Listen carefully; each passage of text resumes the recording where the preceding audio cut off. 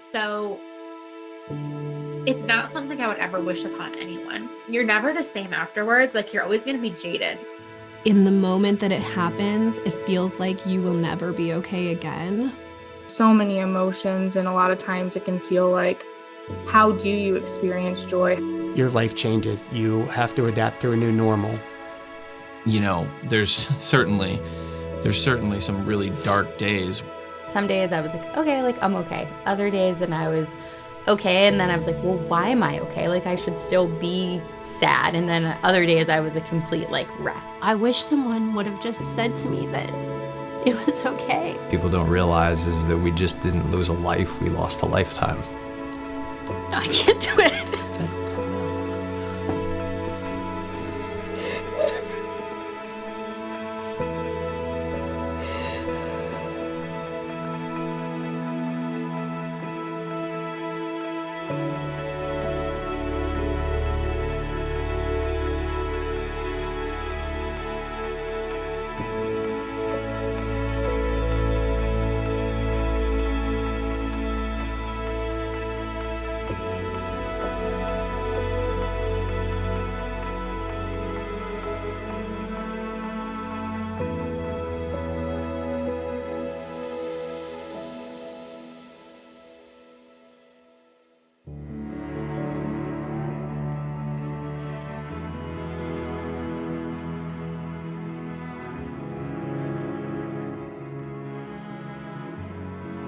Toby is our middle son. He was born May 27th, 2016, and he lived for 12 weeks.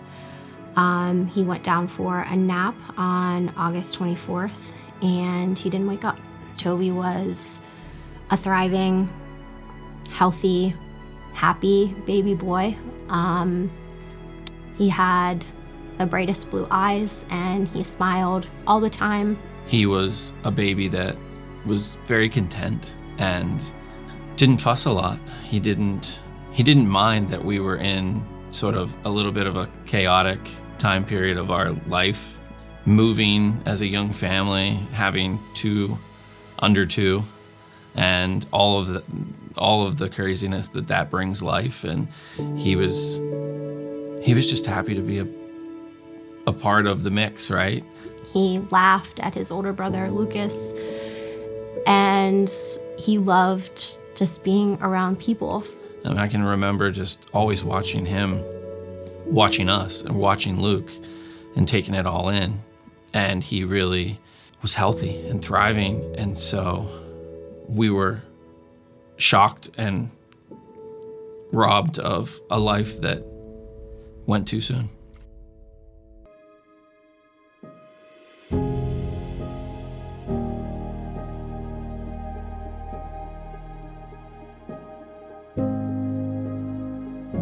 I'm Jenny. And I am Ryan, and we're from Pittsburgh. Our son Chance was born at 20 weeks on September 20th of 2020. He was 9.5 inches and 10.5 ounces when he was born. It was the day after our gender reveal, so we had our entire family over, had a big party, found out that we were having a boy. And the following day, Chance was born at 8:07. He lived, I believe, for an hour and 16 minutes until he passed away at the hospital. It was also the day before our first anniversary, so it was supposed to be a pretty big weekend for us. Losing Chance was very obviously devastating. We, after losing him, waited some time, and then we had actually gotten pregnant a second time, had some new hope there, and then actually went to our first appointment and found out that we had miscarried. The baby didn't have a heartbeat. So having that loss after our initial loss was just, again, another devastation that we had. We do have a daughter, though. We got pregnant a third time with Skylar, also not an easy pregnancy. Our hopes were high, but not like with everything that we've gone through. It wasn't easy. We did have some complications with that one too, but everything turned out to be good. So, and and Skylar's 8 months now, so.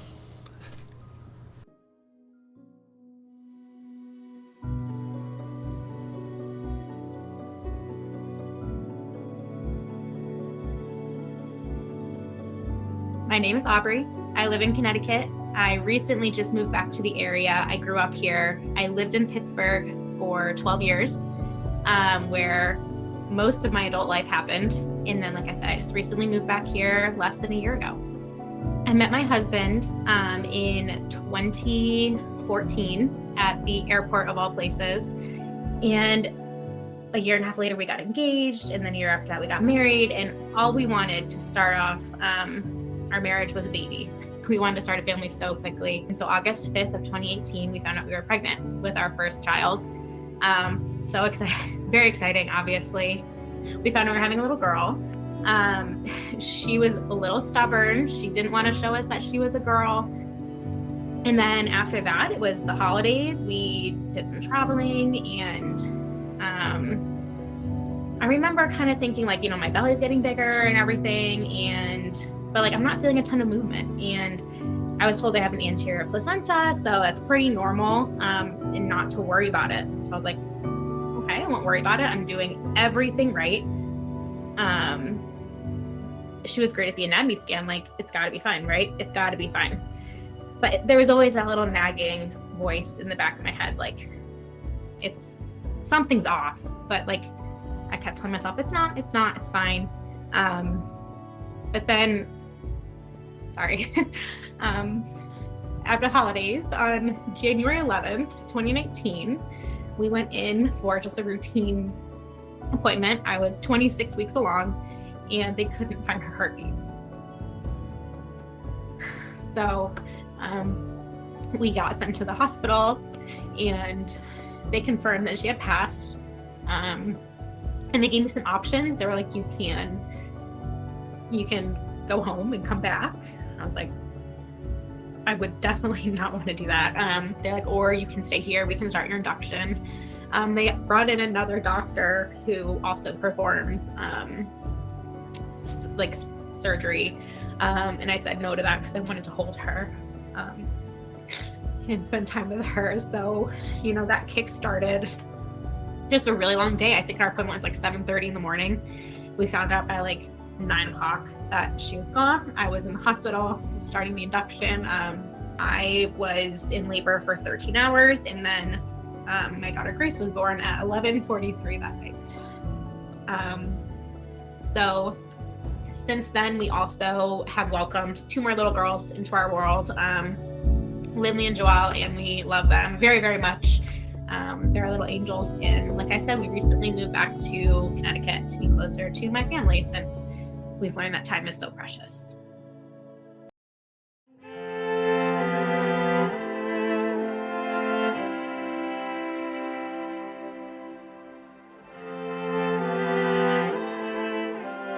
My name is Erin Ziegler.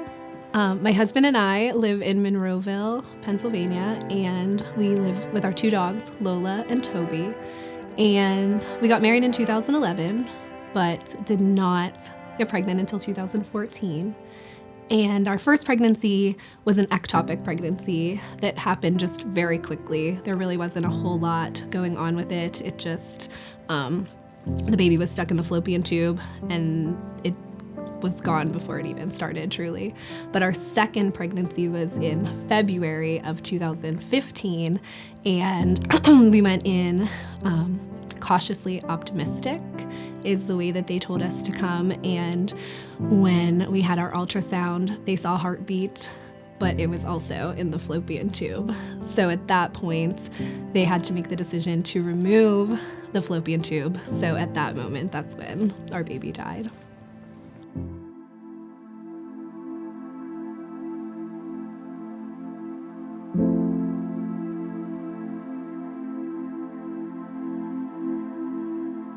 My name is Kayla Moss, and I'm from Ann Arbor, Michigan. So my husband Matt and I have a 6-year-old son named Eli, and then last year found out we were expecting identical triplet girls, Charlotte, Margot, and Quinn. With this type of triplet pregnancy, it's already high risk. but then our Margot had what they call a velamentous cord insertion, which means that her umbilical cord inserted into the membrane of her amniotic sac as opposed to the placenta. And so because of that, she was getting a much smaller share of the nutrients that she needed to grow. And we spent the entire pregnancy wondering whether or not she would actually make it, and had been told very many times that she likely wouldn't. And on November 27th, November 25th, I was admitted for monitoring. And they found out that the girls' heart rates were dropping as I was having contractions, and I had to have an early C-section at 27 weeks, and all 3 girls were born.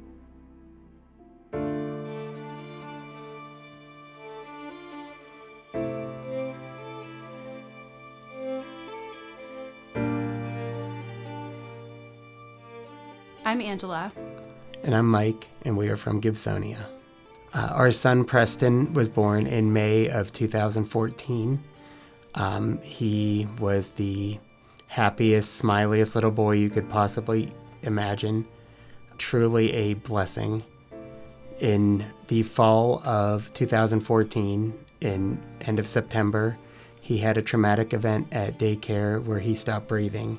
He was rushed to Forbes Hospital before being life-flighted to Children's Hospital, where he spent a week. Ultimately, he did not make it.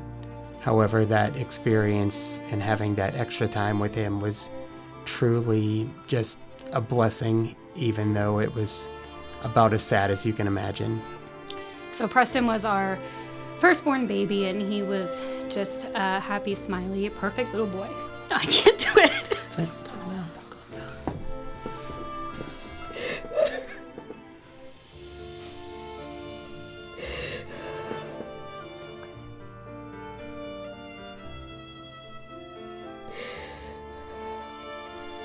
But I don't know. I don't know what to.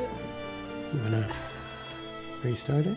No, because what you said was all great. You did a great job. I just don't. I want to add on, just like I said about how.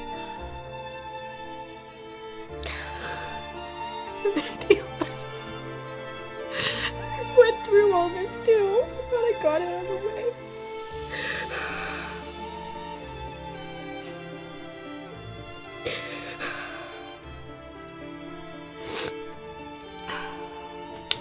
So Preston was our firstborn son, and he was everything that a first baby could be.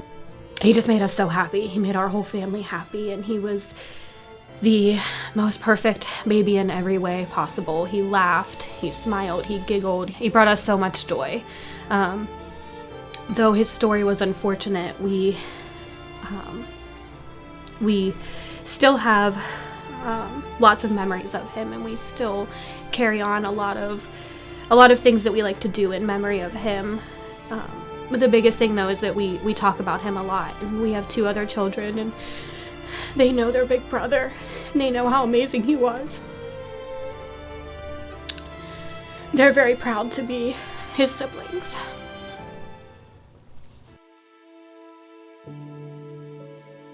Something we said from day one was, we're never going to cover up Toby's life. We're never going to pretend that he wasn't with us. And we also wanted to make sure that he was continually talked about and that he wasn't forgotten. Because he is our son. And while he's not here, he's still very much a part of everything that we do.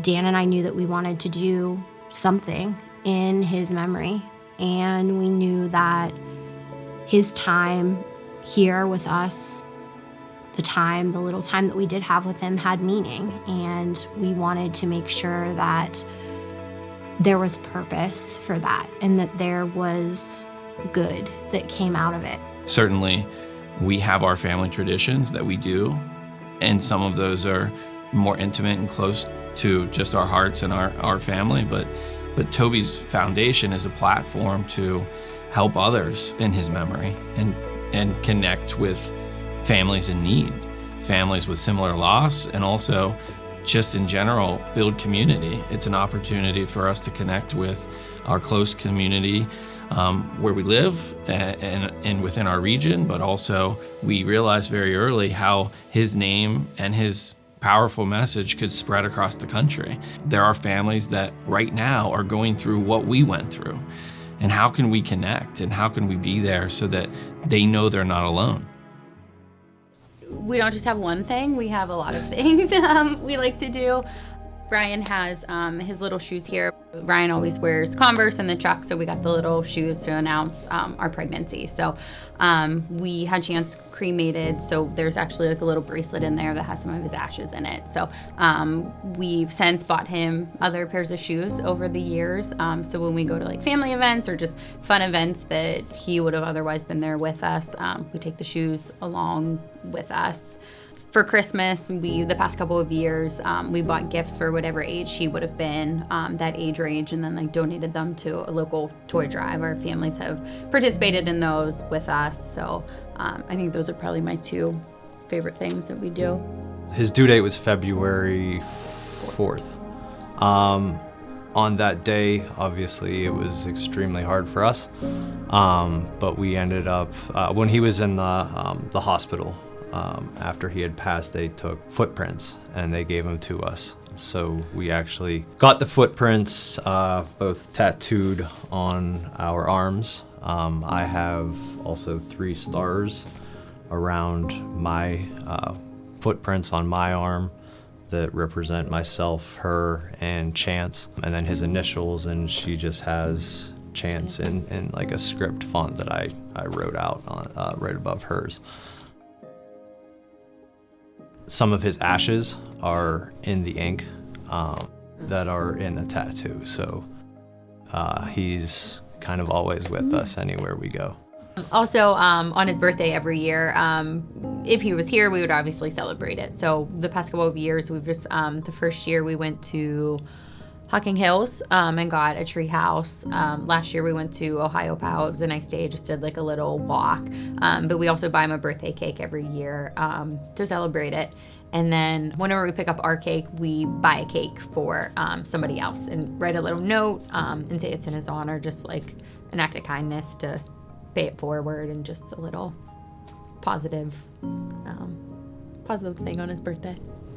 Another thing that we do is during the pregnancy, we create these little videos after every doctor's appointment or ultrasound or after the gender reveal, and we would talk directly to him.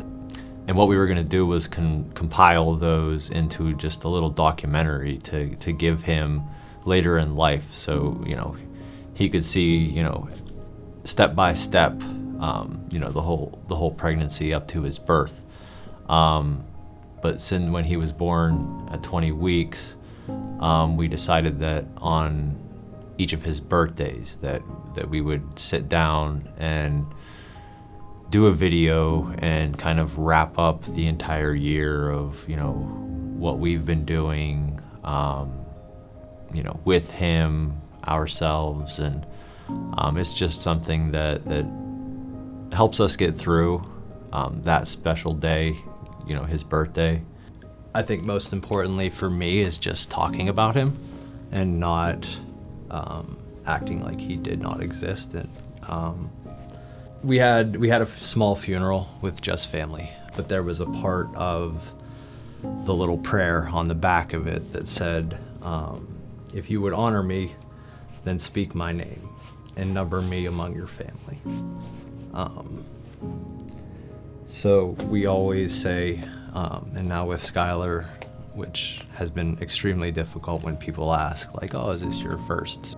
We always say that she is our third child, because I know that there's a saying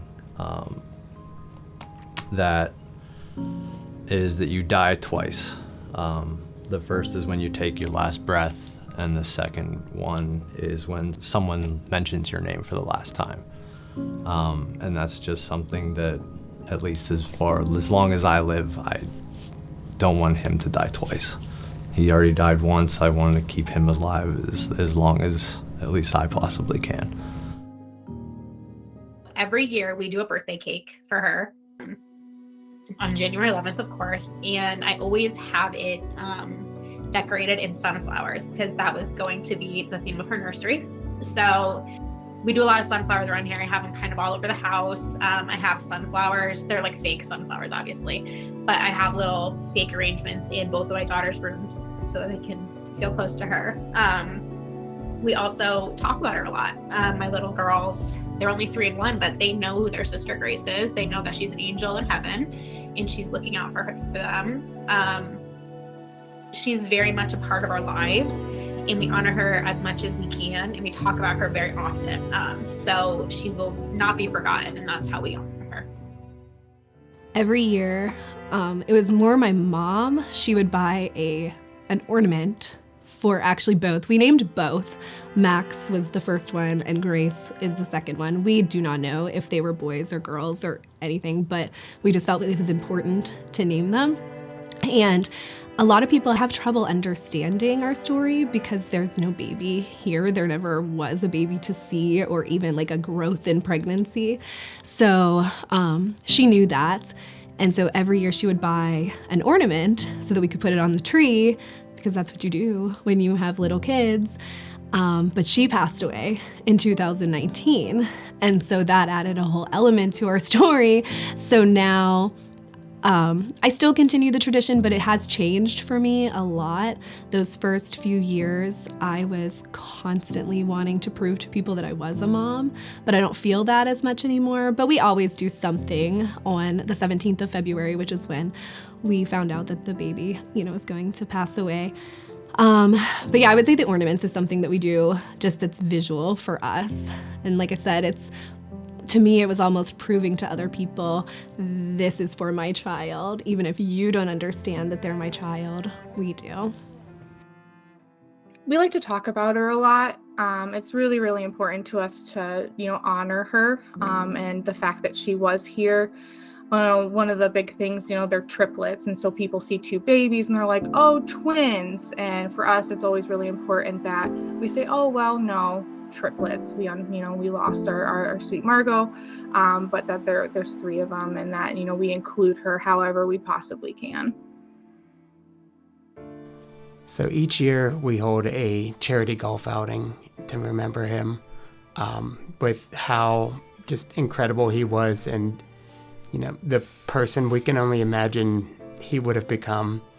There's no doubt that he would have done great things. So we wanted to do something to truly remember him, honor him, keep his name going, because, I have no doubt that he would have done amazing things. On top of that, we also, at his birthday every year, we get all of our family together, have a big party. We'll do a balloon release, send letters to him, just things that definitely make sure that everyone in our family, like Angela noted before with our children, know him and celebrate him, because he is still one of, if not the biggest part of our lives. So when we were in the hospital with Preston for the week, where we were waiting for tests to come back, and we were on a journey of up and down, and things are good, things are not good. One of the things that someone did for us was bought a bunch of these bracelets, and they say prayers for Preston. We've never taken ours off. Our family members wear them, and we've given them to people over time, and it's always nice to see people wearing them. And I think people do it purposefully to let us know that they're thinking of us. And it's helpful for me. It's helpful when sometimes people just wear the bracelet, they don't have to say anything, and I think that makes other people feel more comfortable. It's always nice when someone we know wears them. Even friends, former co-workers, when I connect with them, they still have them on, and it's something that's really rewarding, because we know, they have Preston in their thoughts, because that's something that ultimately makes us proud, because he was truly special, and to see him live on in any capacity is just truly humbling. And then the other thing, another symbol that we have it's been a long time since we told this story. Yeah. So we have these hearts. You want to show yours too? Yeah. When we were at Children's Hospital, again with Preston, and one of the days that Preston went for one of his tests, these hearts were left on the table for us. Preston had one, and each of us had one. So there were 3 hearts, and there was a very kind note with it that said that, your heart, though you may not be with him because we couldn't go with him for the test, your hearts are always together. And so we keep these hearts with us. Preston has one with him now still, but it's a very strong connection that we have to him. And in fact, this one specifically, my mom actually, and this was one of his onesies that he wore, and my mom, sewed it for me. So I have the other one that is actually with him, but this was a memory of him. What I have found walking this journey and talking with other people and trying all the things that I've tried is that there really isn't one thing. And it varies for me what helps. And it also is very good for me to just be aware of when I am in those places where grief is really, really strong.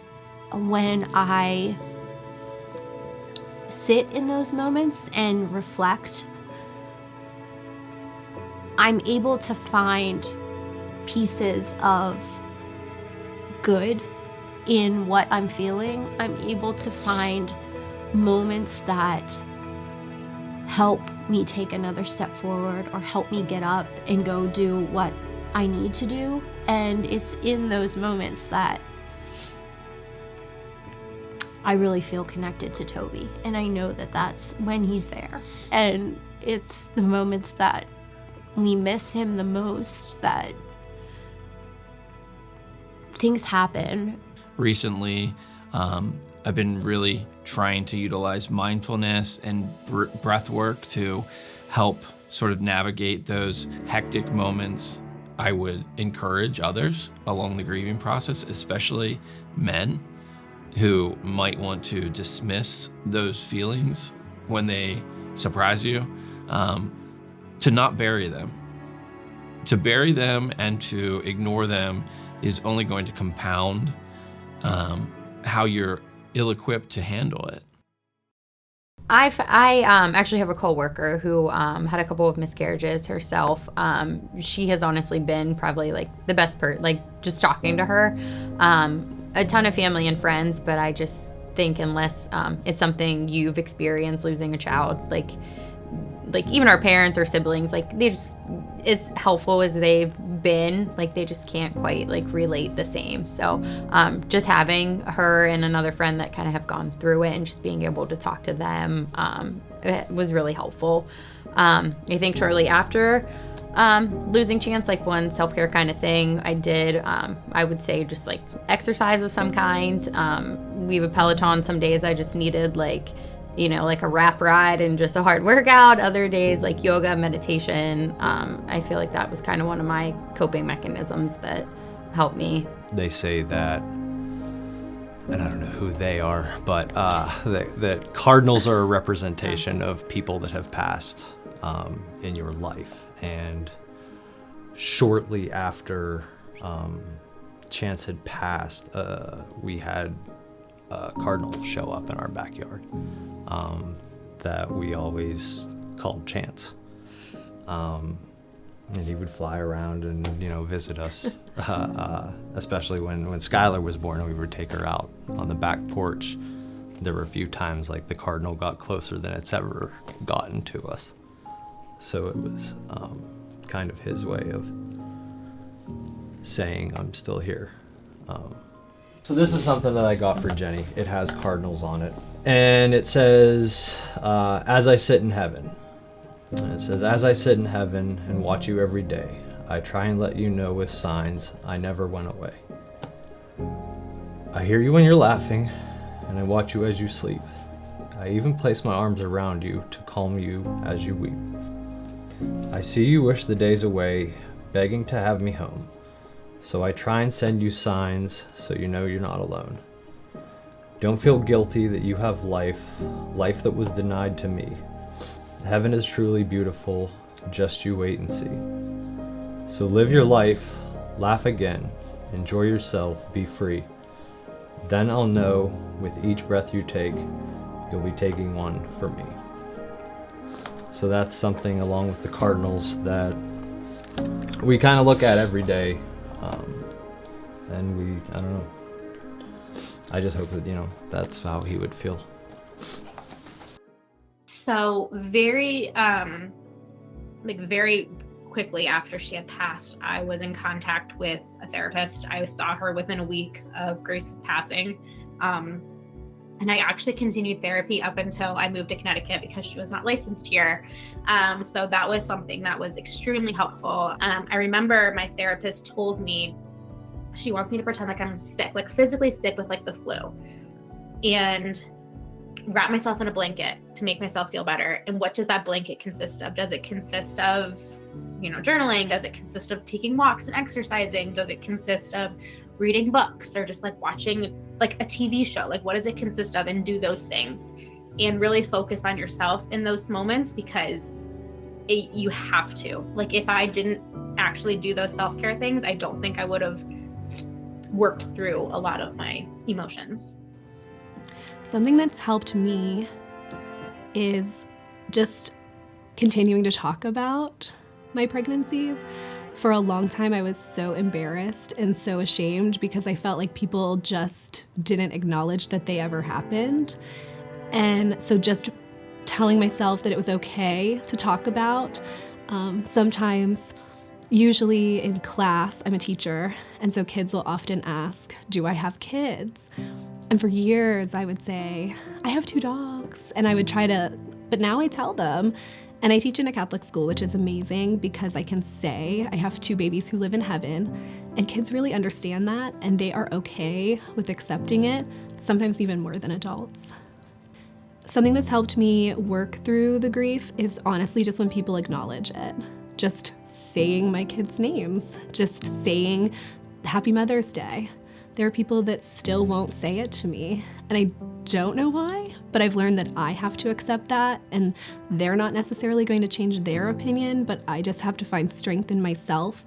And my mom and I would always go out together for Mother's Day, because she was my mom, obviously, and she fully acknowledged that I was a mom too. So without her here, that is harder, but just finding something for me to do, not shutting it down, because that's something that I wanted to do sometimes, but I realized that's not helpful for me. I like to just celebrate the day. So connecting with other people who have experienced loss has been very, very helpful. My husband's aunt and uncle actually lost a little girl to trisomy 18, and she only lived for 3 hours after birth. And spending time with them and, having a support system from someone who understands what it's like to lose someone and lose a child has been extremely helpful. And they've been an amazing support system helping us through, the unfortunate acts of, what do we do next now that she's no longer with us, talking with the funeral home and just being a huge support and helping us navigate all of that. One thing that really helps us is using things in nature or around that remind us of him. Signs and spirituality are huge things that have helped us. A big sign for us are anchors, and his theme in his bedroom were, we call it nautical monkeys. After he passed away, we saw anchors everywhere. A lot of people saw anchors and would report back to us and say, I saw an anchor today and I thought of Preston. And those things really helped us. And beyond that, music has helped us a lot too. There are a lot of different songs that remind us of Preston. One of the things that our son has kind of picked up is Preston's birthday was May 15th. So with sports, he requests number 15 in memory of him.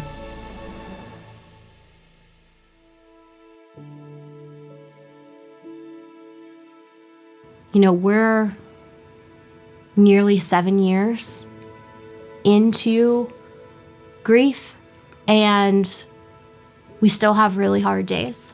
There's still really hard days. And they're not always the days that you think that they are or would be. And, through this process, we have sat with a lot of families who are early on in grief, and they kind of look at us and say, well, you guys are, 4, 5, 6 years out. And for me, that's just an opportunity to really continue to talk about how to grieve in a healthy way, how to continue to grow with your family, with your spouse, significant other, with your children, if you have other children, and with your family and extended family, and making sure that you're dealing with grief and you're building a community of people around you that can help you, and you have the tools to help you deal with this throughout your entire lifetime. There's no right or wrong way to grieve. Everybody does it differently. And I think too, a lot of people tread lightly with miscarriages or losses and are afraid that you don't want to talk about it. I think it's becoming better. More people are talking about it and sharing experiences. But I think it is, like I said, just kind of like a slippery slope, and people, I think, don't want to bring it up to upset you. But I think for a lot of people, by bringing it up and talking about your baby or babies, I think is, I think that's helpful. I know that some of the times when we talk about Chance, it might make people uncomfortable, but we don't really care, to be honest. We have these shoes and we take them places, and we're not afraid to take pictures and post them. And one of the things that people don't realize is that we just didn't lose a life, we lost a lifetime. We're not gonna get to see our son take his first steps or have his first birthday or his 16th birthday, or, play his first basketball game or soccer game or anything like that. I think we both probably have ideas of what he would have been like as a baby, as as a teenager, as an adult. But we won't ever be able to find out. I remember the one time, I think you were in bed and I was sitting out by the fire, and he's a Virgo. He was, for September 20th, and I looked, if you Google Virgo, it, sometimes says oh, Virgos are this, this, and this. And I remember reading that to see what would how accurate is this to what my son might have been. I'm reading a horoscope to find out and see what Chance would have been like. So I think that's just kind of some of the weird things that grief makes you go through, and makes you do. So it's not something I would ever wish upon anyone. But I do wish that people could understand it, because I think that, like I said just a second ago, you're never the same afterwards. You're always going to be jaded in a way. I remember thinking through both of my subsequent pregnancies, I was I couldn't enjoy it, and everyone's you should be happy. I'm don't tell me how I should be. I feel how I feel, and my feelings are valid. And again, this is the therapy that was ingrained in me. That was extremely helpful, but I don't think I understood much about grief until you experience it. So I just wish people knew how hard it could really be and how it doesn't end. Because as much as we want it to, it comes from a place of love, and that love never ends. So I wish that others knew that it's very lonely, even when people say that it's not, or they say, I had the same thing happen, but you really didn't.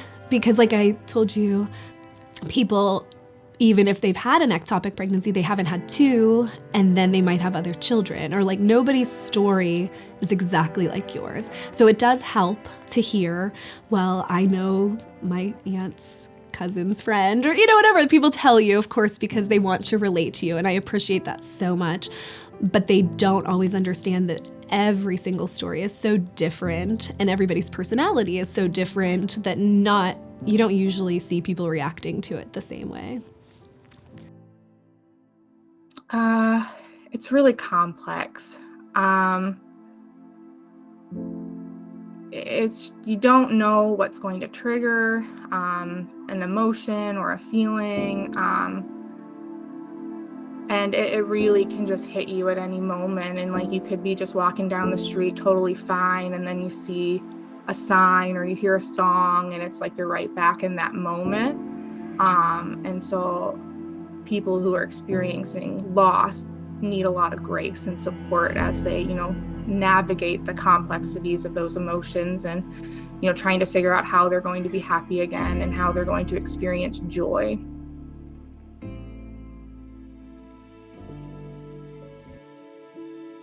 We weren't given a lot of resources when Toby died, and we spent a lot of time searching for answers, searching for things that could help us. We didn't have a lot of direction on where we were supposed to go from where we were. We were fortunate to have close family and friend support, and continue to have that. But in those early days, it was that support, and also the realization that we're waking up days after we lost Toby or weeks after we lost Toby, and we still have to wake up and be the best parents that we can be for our son Lucas, who's 2, and a rambunctious toddler, and somebody who really continued to sustain our family for us during those difficult days. But Katie and I knew that we wanted to do something positive in his memory. So at the hospital, before they sent us home with a packet of papers, just with some different organizations listed. Prior to leaving the hospital, we were also given like a little care package, a box from the Still Remembered project. They also had put Chance in a nice little knitted, blanket kind of thing that was a donation from the Still Remembered project. We also, after getting home from the hospital, we got a care package from Emma's Footprints. I know there were a lot of resources. I think right after, it was just so raw and overwhelming. I mean, the pamphlets, the folders of papers, I don't think really, for me, didn't really do much. I think it was just, like I said, raw and overwhelming, and didn't really know what to make out of any of them. So I delivered at West Penn, and they provided me with a remembrance box. So there was a bunch of things in there, along with my very first journal. There was another organization in the Pittsburgh area that was also very, they provided those boxes. They also had support groups that I did try once, but I think it was too soon for me. But they had a lot of good resources. But I think the main support that really helped was my friends and my family and my husband, because those are the people that you want around you, and so just having them. And actually, I should also mention, just from my my doctors themselves, they were amazing. They were very good. They were good resources, and all the doctors I went to were very patient and answered all my questions, and really, really helpful. 0. I was provided 0 resources. Maybe that's not fair. Maybe they gave me a pamphlet about ectopic pregnancies because they're really not understood, and having 2 of them is very unusual. But after I was released from the hospital, I don't know that they ever gave me anything at all. I just was sent on my way, and that was that. Yeah, our hospital was really, really, really helpful after Margot passed. They In the NICU, they did a lot of memory making experiences, which we really, really enjoyed. So we got to spend the day with her and say our goodbyes. And they connected us with a social worker at the hospital who reaches out and keeps in contact with us to make sure, we have what we need. And they also were offering to help us make whatever arrangements we needed to.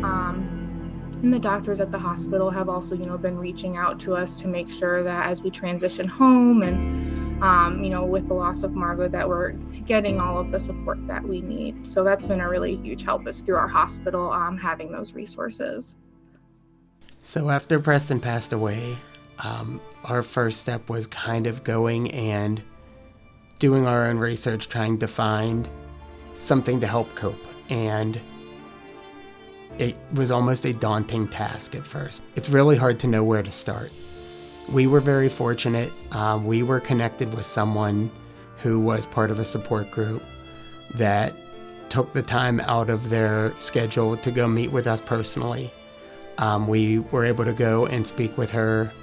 Just being able to connect with her in that setting and kind of get comfortable really kind of opened our eyes. We had attended one other one, and it was a lot of different stories, and it was harder to connect and almost harder for us to truly feel comfortable there.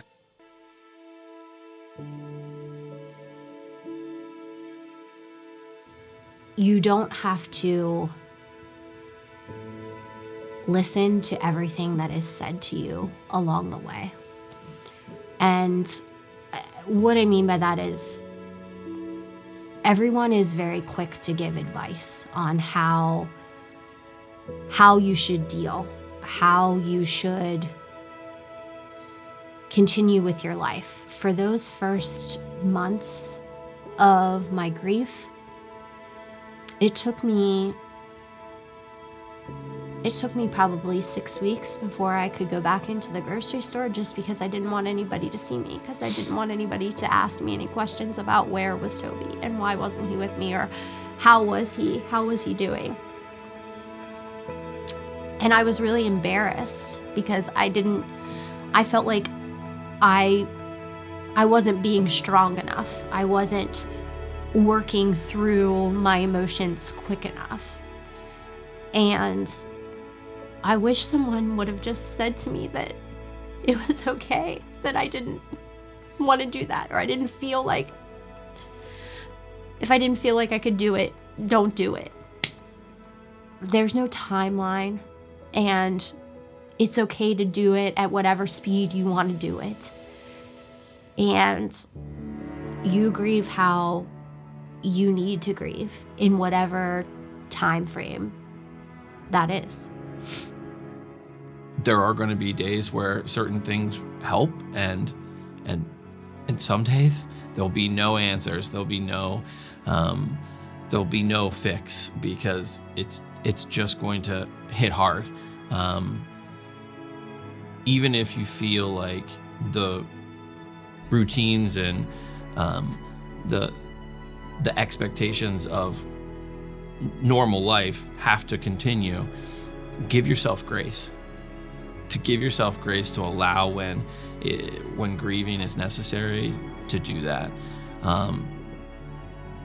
so that you can be there in positive ways for the people that matter most in your life. Being a lost parent is a club that nobody wants to be in, but it's a club like no other club. Like, it's the most supportive and understanding. So I think, just for any parents, knowing they're not alone, and there's so many people willing to listen to them or talk to them, and just very supportive, like I said, club that no one wants to be in. Some of the thoughts that go through your head during grief, you're like, am I crazy? Like, am I really thinking that right now? And I know that was a big thing for her when we did the online ones, and then when she eventually did the the in-person ones that she came back and she's like, I'm not crazy. Like, I'm not the only person that thinks like this. Like, these thoughts like that I had that I thought were completely nutty, a lot of people have. I think another thing, I mean, at least for me, a lot of the guys kind of stand back and just they're, you know, in the background. And I don't know if that's because, like, as men we're wired to be tough and not express our feelings, but I also think that as men, like, we grieve just as much. I mean, obviously there's a huge connection between a mother and a baby, but as a father as well, you know, I mean, in one instance we had what was the family outing that everyone was, we had a bunch of family over, and we were having a party in the backyard. It was basically like all the people that were there for our gender reveal in our backyard. So it was a very similar situation. And I had a very strong relationship with my grandmother, and I wanted my children to have that same relationship with my mom. So she had said something, and I know that she didn't mean it or like bad or anything, but it just, something clicked in my head. Her niece was there, who was probably like 2 or 3 at the time, and she said, come here, Paisley, I want to hold you. I haven't held a baby in a very long time. And like I said, something in my head just snapped, basically, and she ended up finding me sitting on the ground. Basically, I don't know if it was PTSD or what it was, but I was losing it in the bedroom. So it's just like, as a man, like, I didn't feel weak or anything like that. It was just, what we've gone through, it's not easy, and it's okay as a man, I think, to grieve. That would be one thing that I would at least share with the fathers. I think my biggest piece of advice is honor your feelings and support each other, because if you need, support each other and do what you need to do to support yourself, because I truly think that no one knows what you need besides you. And I've told a lot of people this, like, if you don't want to do something but other people want you to, like, if there's a birthday party but you don't feel for it, don't go. Who cares if they get upset? Who cares? You have to take care of yourself. I think that it's inherent in us. It's human nature to want to make other people happy. And really the only person that you need to be taking care of after you lose a child is yourself, and if you have other children. And I truly believe if that means you need to take a step back from, someone you love, even if you love them so much, if they're not understanding or giving you that emotional space, you need it. So take it yourself and do what you need to do. Heal as much as you can. Obviously, you'll never be the same, but heal and do what you can. And then you can go back to that person and be like, hey, I'm sorry, I just needed to work on this, and I love you. Thank you for respecting that. And that's it. Make sure you go through the process, the grief process, in self-care. And that's really, I think those are the things that helped me get through it. What I would say to a family that's going through loss or will go through loss is that in the moment that it happens, it feels like you will never be okay again. But you are in your own way, and your children would want you to be, I think. But when they're going through it at the beginning, you don't believe that. And you don't think that you're ever going to have a minute of your day where you don't think about it, or that the next pregnancy announcement doesn't break your heart, or that all of those things won't make you feel so sad.